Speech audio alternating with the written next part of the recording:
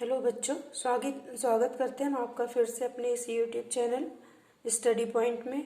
आज हम क्लास 7 की वर्कशीट 2 के साथ आपके साथ उपस्थित हैं और ये हिंदी विशिष्ट का पेपर है, वर्कशीट नंबर 2।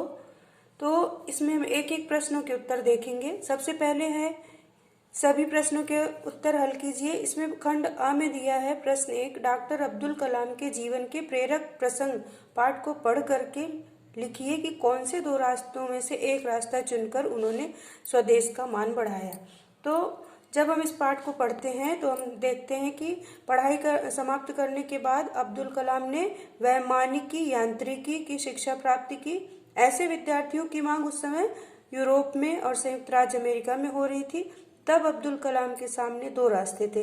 पहला था आदर्श पर चलकर स्वदेश की सेवा की जाए और दूसरा रास्ता था धन कमाने के लिए विदेश जाया जाए। तब उन्होंने फिर पहला रास्ता चुना और अपने स्वदेश का मान बढ़ाया। तो इस तरह से इस प्रश्न का उत्तर यहाँ पर समाप्त होता है। तो जो अब्दुल कलाम आजाद थे उन्होंने इस तरह से अपने स्वदेश का मान बढ़ाया, पहले रास्ते का चुनाव करके। इसके बाद है प्रश्न क्रमांक 2। प्रश्न क्रमांक 2 में निम्नलिखित पंक्तियों के अर्थ स्पष्ट करना है।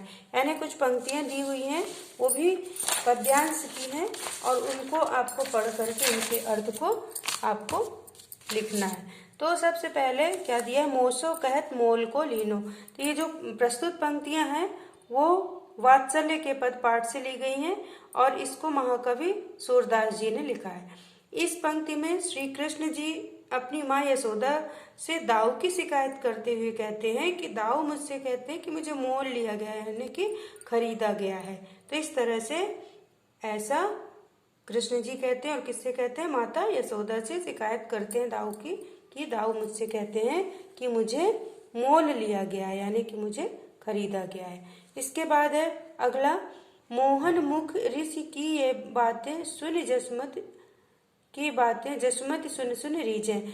जब इस प्रकार से कृष्ण जी कहते हैं, शिकायत करते हैं दाऊ की, तो उनकी ऐसी बातें सुन करके जो माता यशोदा हैं वो रीझ रही है, यानी खुश हो रही है। इस पंक्ति के माध्यम से कवि ने श्री कृष्ण की बाल लीला का वर्णन करते हुए कहा है कि श्री कृष्ण के मुख से शिकायत भरी बातें सुनकर माता यशोदा उन पर रीझ रही है, अर्थात खुश हो रही हैं।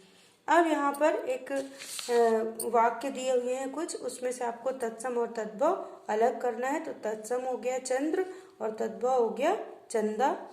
आम्र आम, भौरा भ्रमर, दुग्ध दूध, सूरज सूर्य। इस प्रकार अब कुछ शब्द दिए हैं, इनका आपको वाक्य प्रयोग करना है।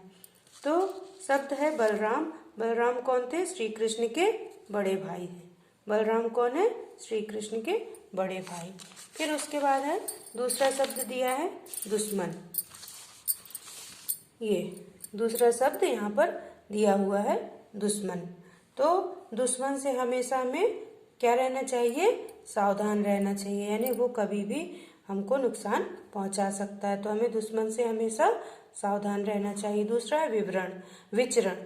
तो हिरण जंगल में विचरण कर रहा है। अगला है जलपान, अतिथि को जलपान कराना हमारा धर्म है, यानी आपके घर में कोई अतिथि आता है तो आप उसको जलपान कराते हैं। उसके बाद है ध्वज, तिरंगा राष्ट्रीय ध्वज है। इसके बाद है नींव के पत्थर पाठ के आधार पर बताइए कि रानी लक्ष्मीबाई ने क्यों कहा कि सैनिकों के लिए शुभ अशुभ कुछ नहीं होता। तो नींव का पत्थर पाठ में रानी लक्ष्मीबाई कहती हैं कि सैनिकों के लिए शुभ अशुभ कुछ नहीं होता है, उसे तो सिर्फ सब कुछ केवल कल्पना ही करनी पड़ती है कि अच्छा भी हो सकता है या बुरा भी हो सकता है, क्योंकि उसका लक्ष्य केवल शहीद होना ही नहीं होता। यानी सैनिक केवल शहीद होने के लिए युद्ध नहीं करता, उसका लक्ष्य क्या होता है, जय पाना, यानी विजय प्राप्त करना। इसीलिए रानी लक्ष्मीबाई कहती हैं कि जय पाना ही सैनिक का लक्ष्य है और उसके लिए कोई चीज़ शुभ या अशुभ नहीं होती है। तो इस तरह से यहाँ पर इसका प्रश्न का उत्तर खत्म होता है। इसके बाद देखेंगे अगला प्रश्न। अगले प्रश्न में देखेंगे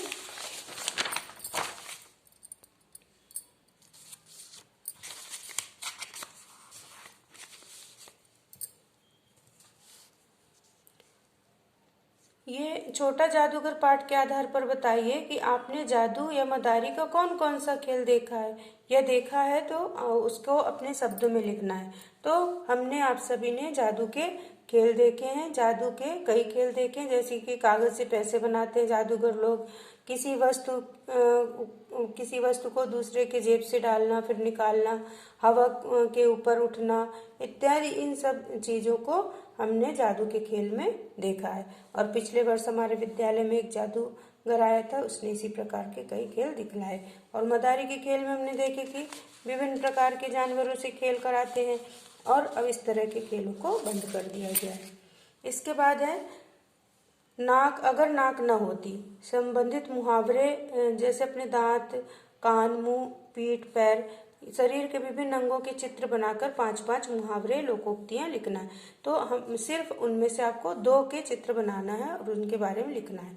तो पहला चित्र नाक, नाक ऊंची रखना यानी हमेशा अपनी प्रतिष्ठा बनाए रखना, नाक को चने चबाना यानी किसी को बहुत ज्यादा परेशान करना, नाक काटना, नाक कटना यानी किसी की बेइज्जती होना, नाक पर मक्खी न बैठने देना यानी किसी मतलब बहुत अधिक अपनी शान शौकत में रहना, फिर नाक फुलाना यानी गुस्सा होना। फिर अगला है दांत, दांत दिखाना, खीसे निपोरना, दांत पीसना, दांत गिनना, दांत गड़ाना। तो इस तरह से ये प्रोजेक्ट वर्क का ये कार्य यहाँ पर कंप्लीट हुआ। इसके बाद देखेंगे ये एक पहेली बनी हुई है, शब्द पहेली, इसको भी हल करना है। तो पहले में वायु का पर्यायवाची पवन हो गया, फिर धरती का समानार्थी भूमि हो गया, फिर इसके बाद है फूल के लिए पर्यायवाची सुमन हो गया, उसके बाद है तन या देह का पर्यायवाची शरीर हो गया। अब इसके बाद है ऊपर से नीचे, तो निर्माण का विलोम पतन हो गया, फिर आंख का पर्यायवाची नयन हो गया, फिर शत्रु का विलोम मित्र हो गया, दबाया जाना या कुचलने की एक शब्द दमन हो गया। तो इस तरह से आपका ये हिंदी का ये कंप्लीट हुआ प्रोजेक्ट के साथ।